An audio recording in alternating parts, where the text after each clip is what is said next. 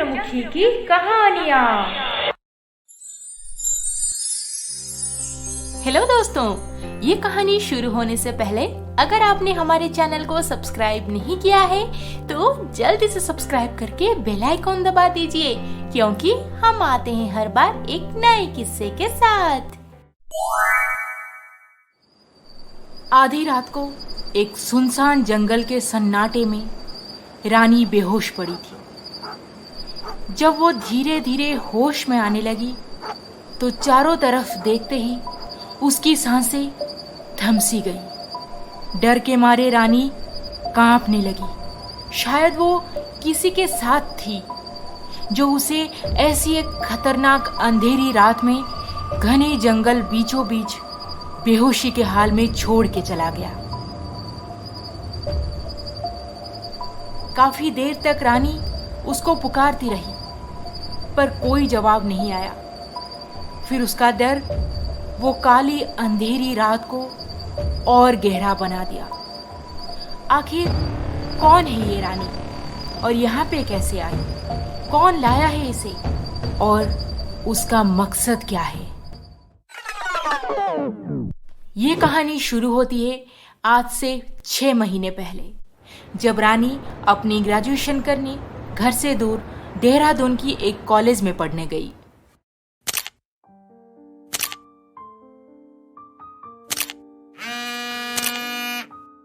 उफ, कॉलेज पहुंची कि नहीं, माँ का कॉल आ गया। हेलो माँ। रानी, कॉलेज में है ना तू? ब्रेकफास्ट कर लिया तूने? हाँ माँ, आई एम फाइन। आप अभी फोन रखो, मुझे सेल्फी लेना है। तू और तेरी सेल्फी। आज कॉलेज का फर्स्ट डे है, सेल्फी तो बनता है। अरे वाह, कितना सुंदर फोटो आया। मैं तो सच में क्वीन लग रही हूँ। सोशल मीडिया में अपलोड कर देती हूँ, देखती हूँ कितने लाइक्स कमेंट्स मिलते हैं। रानी को सोशल मीडिया में रोज रोज 10-20 फोटोज अपलोड करने की लत लग गई थी। उसे रियल लाइफ से सोशल मीडिया लाइफ ज्यादा पसंद था। नई कॉलेज में किरण नाम की एक लड़की रानी की बहुत करीबी सहेली बन गई। दोनों हॉस्टल में रूममेट्स भी थे। रानी, हम दोनों रूममेट्स हैं, पर तू मेरे साथ बात ना करके मोबाइल में हमेशा घुसी रहती है। मैं वार्डन को बोल के अपना रूम चेंज कर दूंगी। हाँ। अरे किरण, तू भी ना, तू मेरी सबसे अच्छी सहेली है, इसीलिए तो मैं तेरे साथ इतना फ्री हूँ। और तुझे तो अच्छी तरह से पता है मुझे सोशल मीडिया में फेमस होना है, इसीलिए मैं ज्यादा टाइम इसी में ही स्पेंड करती हूँ। Rani, social media is a virtual world, तुझे रियल लाइफ में जीना चाहिए यार। ओहो, चुप कर, कुछ नहीं जानती तू।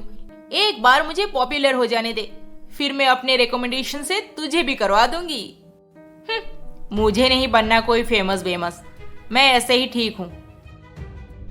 हर रोज अच्छे अच्छे मॉडर्न कपड़े पहनकर सोशल मीडिया में फोटो अपलोड करते करते रानी पूरे कॉलेज में काफी पॉपुलर हो चुकी थी।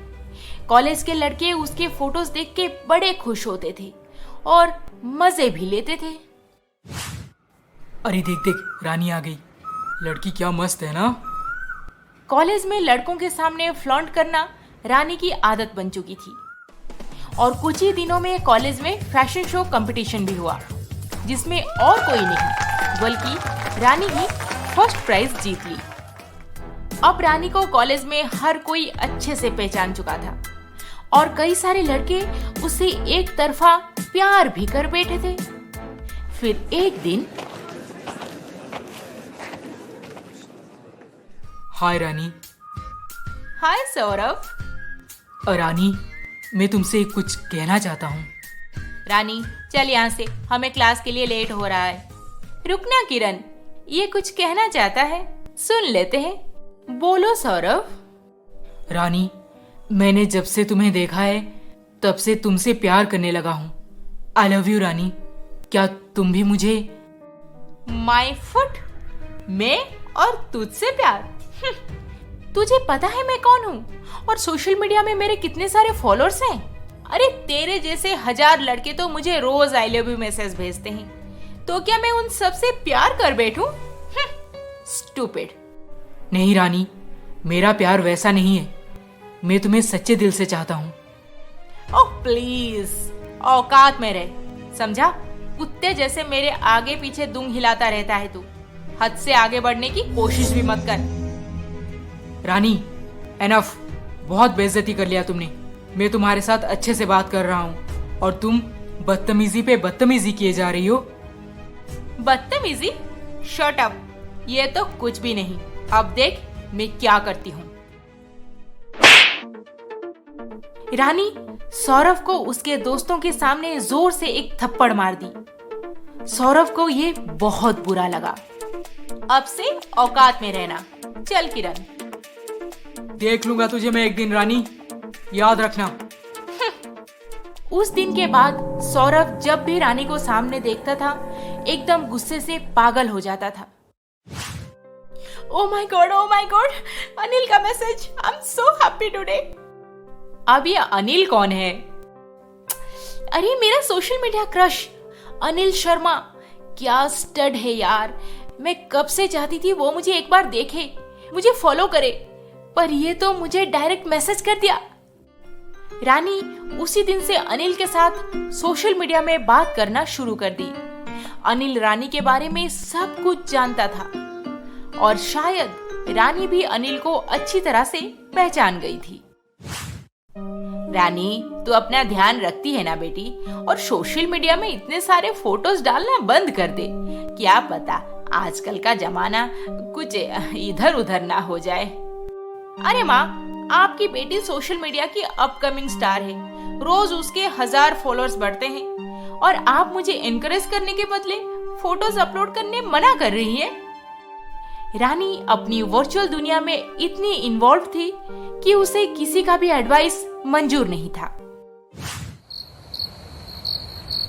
क्या बात है रानी, बड़ी सेक्सी दिख रही है। Thank you. वैसे तू इतना तैयार होकर कहाँ जा रही है? ओह किरण, यू वोंट बिलीव, मैं अनिल के साथ डेट पे जा रही हूँ आज। Oh my God, I am so excited. What? तू सच में उससे मिलने जा रही है? देख रानी, हमें नहीं पता वो कौन है और वो कैसा लड़का है। अनिल उसका सही नाम है भी या नहीं? नहीं रानी, इतनी रात को तू उससे मिलने मत जा। कल सुबह चले जाना। सुबह? कम ऑन किरण, रात को ही डेट में मजा आता है। और वैसे भी वो तो मेरे सपनों का राजकुमार है, फिर उससे क्यों डरना? वो बहुत अच्छा लड़का है, ट्रस्ट मी। रानी प्लीज यार, ट्राई टू अंडरस्टैंड। इतनी फिक्र हो रही है तो मुझे फोन कर लेना। Okay bye. Bye, take care रानी।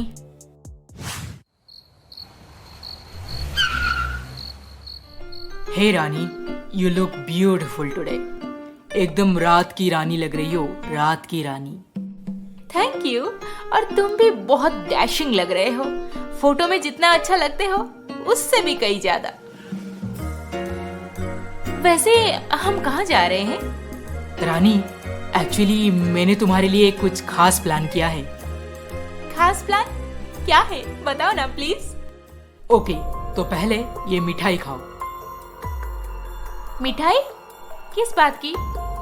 रानी, आज मेरी माँ का बर्थडे है और मैं उनके होने वाली बहू से मिलवा के उन्हें सरप्राइज देना चाहता हूँ। यही मेरा बर्थडे गिफ्ट है उनके लिए।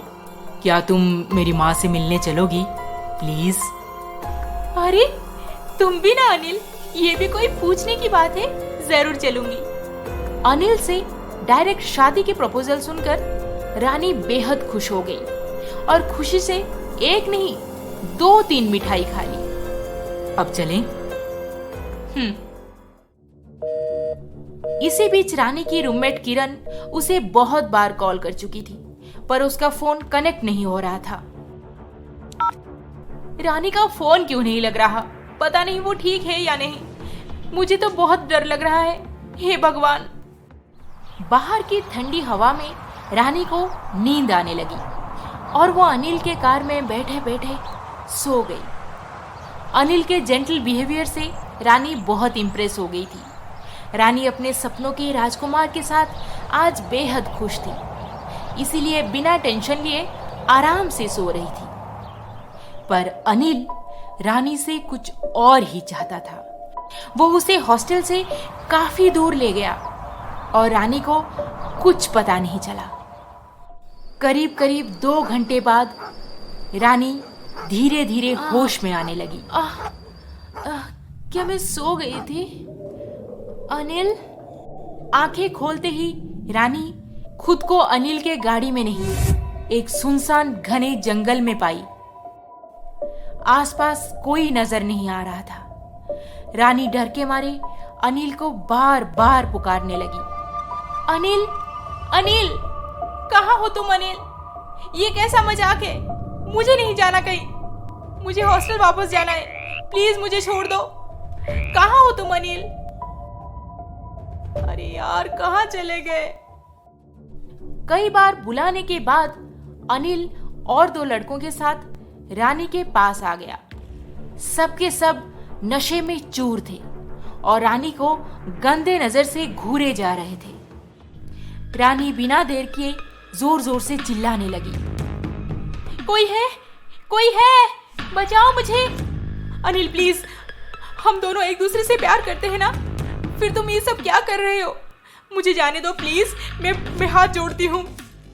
प्यार? तुझे 3 महीनों से पटा रहा हूं, क्या ऐसे ही छोड़ देने के लिए? चलो दोस्तों। अनिल और उसके दोस्तों के सामने बार बार गिड़गिड़ाने के बाद भी वो लोग रानी के करीब आने लगे और उसके साथ बदतमीजी करना शुरू कर दिए। रानी अनिल का दिया हुआ मिठाई खाकर नशे में थी, तो वहां से तुरंत भाग पाना भी उसके लिए मुश्किल था। वो हेल्पलेस होकर जोर जोर से रोने लगी। छोड़ दो मुझे छोड़ दो प्लीज। तुझे बचाने वाला यहाँ पे कोई नहीं आएगा, इसीलिए हम जो भी बोलेंगे चुपचाप करती जा, समझी? रानी की ताकत उन 3 लड़कों के सामने हार मान गई, पर ठीक उसी वक्त सौरभ अपने कुछ दोस्तों के साथ वहां पर पहुंच गया। अरे पकड़ो इस सबको, जल्दी!